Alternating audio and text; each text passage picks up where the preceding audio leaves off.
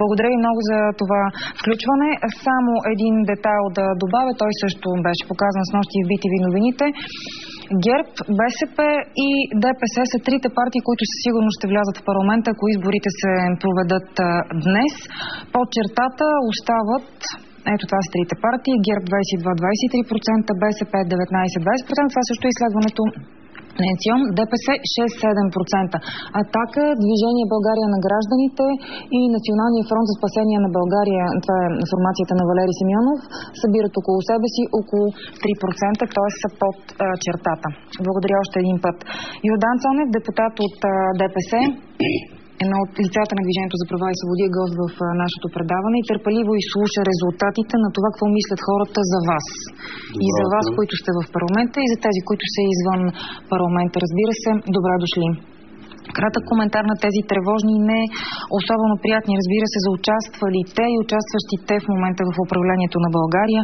62% не харесват резултатите, изключително негативен рейтинг имат. Най-висок Волен Сидеров, лидерът ви Лютви Местан, Сергей Станишев, Бойко Борисов. Чухте резултатите и зрителите не ги чуха, няма какво да ги повтарям. Нямам какво да добавя към коментара, който чухме, към изследванията. В тях няма нищо изненадващо. Това са резултатите от изборите. Бих могъл само да добавя по отношение на лидера на ДПС, че традиционно лидера на ДПС получава такива оценки. Пропуснахте да кажете, по-точно госпожа Йорданова, че лидера на ДПС Лютви Местан качва 4% рейтинг за тези 2 месеца. Един от малкото, който се качва рейтинга. Това се дължи на това, че той е най-публичният лидер на партия в момента. Да, най-говорещия. Да, така трябва да бъде. Да отбележа този факт само. Това са резултатите. Но много високо на одобрение това и към него. Винаги е било такова към лидера на ДПС. Това има етническа стойност. Това има в този случай няма. Не го слагате към резултатите негативните на Волен Сидеров, който е рекордьор. 86% негативно мнение. Сергей Станишев и Лютви Местан са следващите отново с процент над 50%. Вашия анализ, политически анализ на човек, който е в политиката от много години. Точно това ще се опитам да направя. Той не е встрани от тези изследвания. Виждаме тези изследвания, видяхме изследването и на Галъп, и на Сова Харис, и на останалите агенции. Те са малко по-различни. Там 50 на 50 са одобрение и неодобрение на протестите. Тук в това изследване има още едно, което поради липса на време не го погледнахме. 34% според НЦИОМ не са за пълен мандат на парламента. 30 от останалите 60 и няколко процента, половината. Да. От останалите... Ето, колеги, покажете, тогава спрали да напечата тази графика. От останалите, които са за предсрочни избори, само 1/3, около 30 и няколко процента са за предсрочни избори веднага. Трябва ли правителството да подаде оставка? Не 30%, да веднага 37%, да, но не веднага 22%, общия сбор прави около 58% и около 10% не могат да преценят. Точно така. Ето това изследване също е много важно, защото то показва, че ако има нагласи за предсрочни избори, твърде малко са нагласите за предсрочни избори веднага. И с това насочвам анализа към основното искане на протестиращите и към нашия отговор на това. Всички искания на протестиращите и на непротестиращите, сведени до изборен кодекс, законодателство, незабавни мерки по отношение на бизнеса, на монополите, на цените, на потребителите. Всички тези неща ние ги чуваме. И искам да ви кажа, че в момента и парламента, и правителството работят в режим чуваемост на исканията и отговаряне веднага. Тоест, какво ни казвате в момента? За малко ще ни кажете и за пакета, знам, че имате да кажете интересни неща и за потребителите, но преди това... Аз ще го кажа. Да, но преди това, какво обвързване на края на живота на това правителство с конкретна дата и до тогава ни дайте шанс да работим, така ли ги четете тези резултати? Обвързване на искането за оставка с конкретните неща, които върши правителството месец по месец. Ние сме свели работата си до месечни програми и това е новото, което ще ви кажа. И колко месеца така? Това зависи от изпълнението на всяка програма и нейното одобрение или неодобрение. Значи, не искаме да предпоставяме никакви времеви хоризонти, искаме да кажем на протестиращите, че протеста не само се чува, но и работи в полза на обществото. И това е новото, при което работим политиците. Аз го намирам за положително. Мога да ви дам много примери от работата от последния месец. Да, напрежението е по-голямо. обстановката е по-сложна, но пък замяна на това темпото, с което се работи и начинът, по който се реагира на обществените очаквания, е този, който обществото иска. Обществените очаквания са да има времеви хоризонт. Времевия хоризонт се на живота на правителството. Това показва и графиката, която на вас най-много ви харесва. Не ми харесва, всички ми харесват. Щом изследването отразява общественото мнение, не мога да го харесвам или не харесвам. То е. А то наистина е така. Ние го виждаме и го чуваме. Въпросът е, че времевия хоризонт се определя от конкретни действия. Той може да бъде сега, след 1 месец, след 3, след 5, след 8, след 10. Обстановката е динамична. Няма ли поставяне на дата да потуши страстите? И вие работите по-спокойно? Окей, но не е това нужно. Протестите не е това нужно. Това е най-лесното. Но до кога така ще продължава? Вие си работите в парламента, аз мога да запитам до кога ще продължат протести. И за какво си? Виждате ли, че основните протести... Сериозно ли питате за сериозно питам. Да. Ще ви кажа защо. 60% от българи са... Знаете ли защо питам? Нека да се завърша. Разбира се, че знам за какво си и че въпросът ми е риторически. От анализите и от изводите сочи, че извода, който се налага, е, че всъщност хората протестират срещу резултатите от изборите. Те това казват. И това го каза и госпожа Йорданова. 70% близо са недоволни от резултатите от изборите. Недоволни са избирателите на ГЕРБ, недоволни са десните, недоволни са избирателите на СКАТ. Всички са недоволни. Ако са недоволни от резултатите от изборите, които са проведени преди 2 месеца, тези избори кой ги проведе? Кой гласува на тези избори? Не са гласували в интерес на истината. Те са 50% кой от българите. А ако резултатите от септември са такива, като показахте, или от октомври, ако има избори? Ноември излизаме на улицата пак. Какво става с тази държава? И тук плавно минаваме към другата тема, защото времето тече. Наистина. Какво става с държавата? Защото десните били готови за избори и искали да влязат в парламента. Вижда се, че не влизат пак. Знаете ли кой е парадокса? Десните искат избори. Защото не искат това статукво. Тези, които не влязоха, искат избори. Протестиращите искат избори, те не искат ГЕРБ. И десните не искат ГЕРБ, не искат обединение с ГЕРБ и не искат националистите. И от това, което виждаме, е, че ще получат ГЕРБ и ще получат още по-яростен национализъм и в лицето на Атака, и в лицето на СКАТ. Какво искат? Те не влизат според това. Но сега се върнем към настоящето, такова каквото е. И то е, възможно ли е, въпрос, който беше зададен и като че ли се чуха отваряне на вратички от страна на ГЕРБ и от страна на ДПС. Възможно ли е ГЕРБ да се върне в парламента и да работите заедно, дори и за съставяне на едно друго правителство под шапката и в това 42-ро Народно събрание? Това възможно ли? Ще отговоря много точно. Това е невъзможно. Така на всички, за да е ясно. ГЕРБ ще бъде опозиция в рамките на 42-я парламент. На 43-я не знам. И като опозиция да припомня на Борисов, че не той диктува какво точно ще иска и какви условия ще поставя. Например, искал бил, понеже е най-голямата политическа сила, председателя на парламента да е от ГЕРБ. Водещи комисии да съдат на ГЕРБ. Нека да му каже, че не водещата сила определя, а мнозинството определя. Може да имаш 119 депутати, да си първа сила, ако не можеш да съставиш кабинет и да съставиш коалиционно мнозинство или малцинство, което да излъчи кабинет, както той направи в предния парламент, ти не можеш, ти оставаш в опозиция.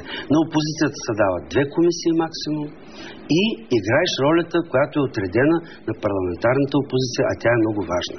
Да бъдеш коректив, да участваш в дебатите, да правиш законодателни предложения и да изнасяш в обществото онова, което става в залата. Борисов сякаш беше даден знак, че ще се върне в парламента. Той, разбира се, и парламентарната му група и беше даден знак за смекчаване на отношенията с да заповяда в парламента. По отношение на парламентарната работа винаги може да има диалог и трябва да има. По отношение на исканията на Борисов за незабавни избори, видяхте, че само той е облагодетелстван от такива. Нито десните, нито никой е облагодетелстван, нито тези, които не искат избори, нито тези, които искат избори. Така че разговори с Борисов на тема предсрочни избори и разговори с Борисов на тема участие на Борисов в управлението няма да има от страна на Движението за права и свободи в рамките на 42-я парламент. Това е позиция на партията ми, не е моя. И аз съм категорично трябва да я заявя. Упълномощен съм да я заявя. Няма такива разговори. Няма да има. А възможно за сформиране на втори кабинет в рамките на 42-то Народно събрание? ако визирате анализа на моя колега Бисеров, точно него, той по-скоро теоретично, според мен, теоретичен анализ, че всяко събрание има възможности за други кабинети. Моята политическа оценка, мисля, че и на партията ми в случая, че политическата ситуация, резултатите от изборите не позволяват друг кабинет в рамките на този парламент. Той и този върви трудно, виждате с какво неодобрение и в колко мъчителна среда се работи. До кога ще издържите на тази мъчителна среда и на това неодобрение? Докато можем и трябва да направим нещата, които се чакат. Кога е това докато? Това питат хората на улицата и те, които не протестират. Аз ходя в избирателните райони, моите колеги ходят. Там ни питат друго. Какво ви питат? Там ни питат, нали няма да се поддадете на този натиск, защото ние чакаме от вас нещата, които ни обещахте. А вие ни обещахте защита от монополните цени, обещахте ни социална подкрепа, обещахте ни да освободите бизнеса от рекета, обещахте ни подслушванията, МВР, обещахте ни един куп неща. Идете и си ги свършете и ако някой не е отишъл, буквално ви цитирам какво ни казват на събрание, и ако някой не е отишъл да гласува на 12-ти, следващия път да си вземе урок и да отиде да гласува. Защото ние гласувахме и си искаме защитата.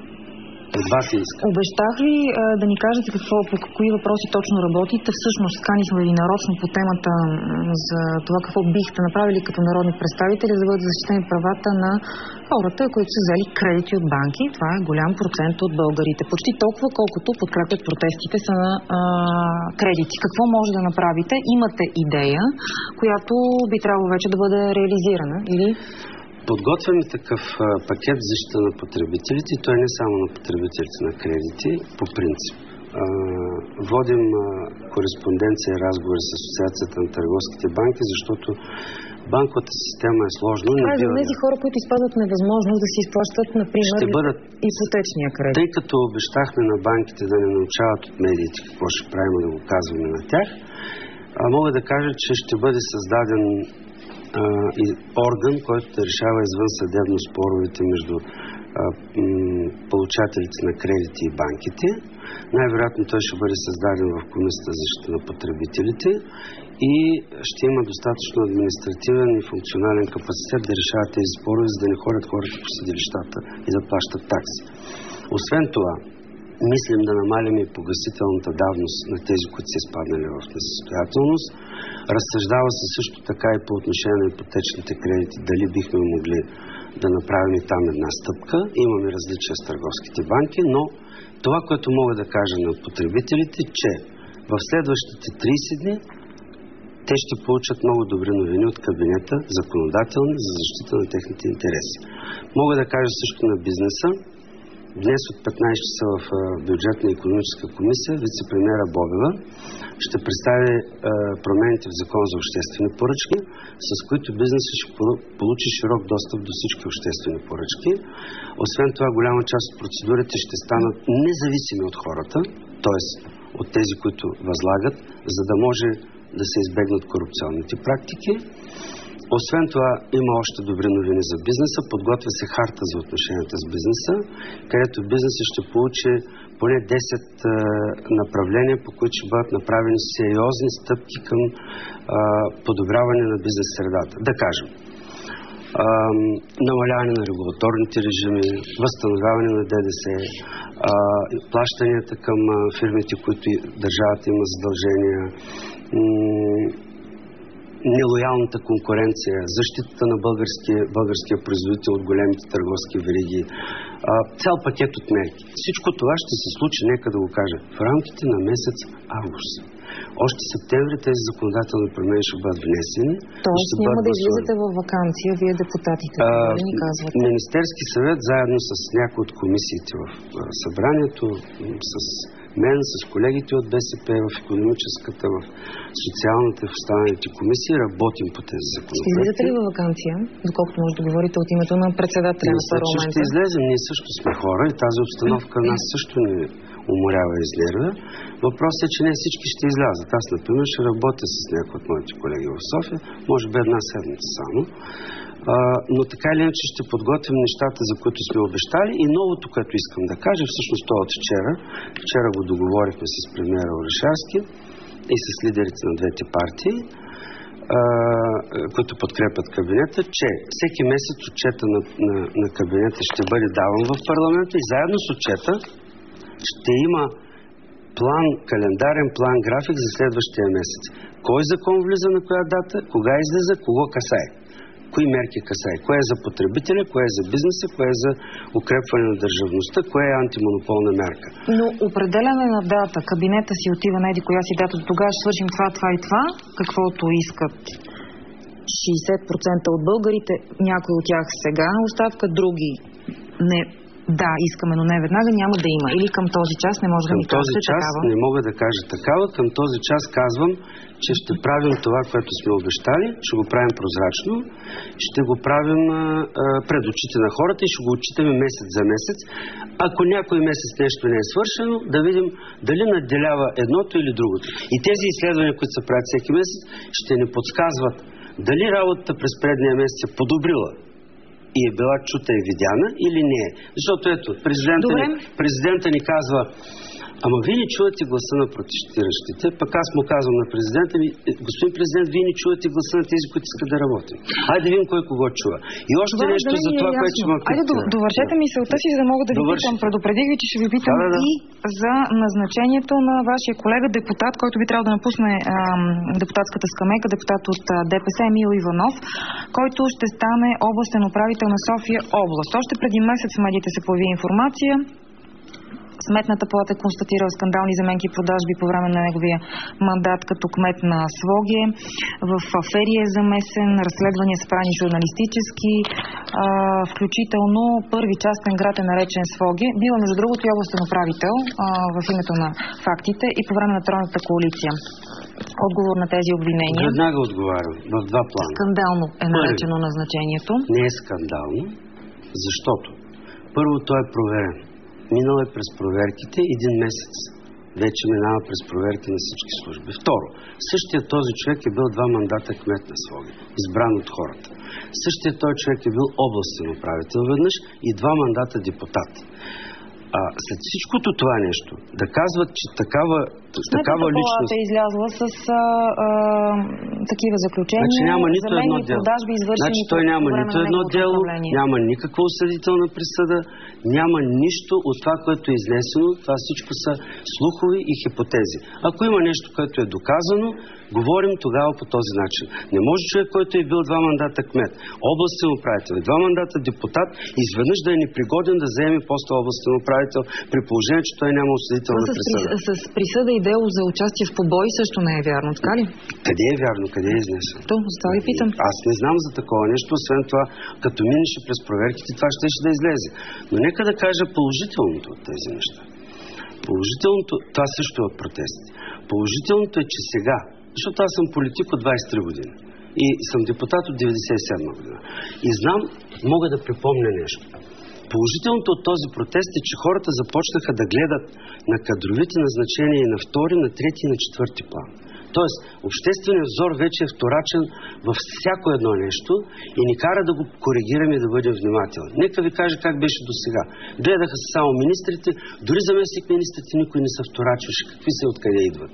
А имаше такива скандални назначения. И 97 и гражданското общество. Това е хубавото. Ето, оказва се натиск и там, където обществото е право, ние веднага оттегляме кандидатура. В такъв случай ви питам и за следващото назначение. Обществото реагира и на човекът, който ще влезе на мястото на Емил Иванов в Народното събрание от вашата листа, Александър Методиев, известен като Сали. Разследване на Нова телевизия от тези дни го замесва в афера с организиране на нелегално енерго, събирал пари, пък не ги внасял в ЧЕЗ, включително друга телевизия го уличава в купуване на гласове при предишни избори в ромската махала в Самоков. Имаме 3 депутати, които са с повдигнати обвинения и с свален имунитет. Няма че дърнат никой. Бил е в листите, влязъл е в листите по някакъв начин. Ако това са нещата, които е направил и ако прокуратурата сметне, че трябва да му повдигне обвинение, веднага ще му бъде свален имунитет и ще отиде на съд. Добре, благодаря ви. Нямам какво просто друго да добавя. Мога само да кажа, че Проверка направите предварително на хората, които вкарвате в листите си? Ами ние не сме МВР. Нямаме системи за подслушване като Цветанов и няма как да направим проверка. Добре, благодаря ви. Пресочихме времето. Ред на новините.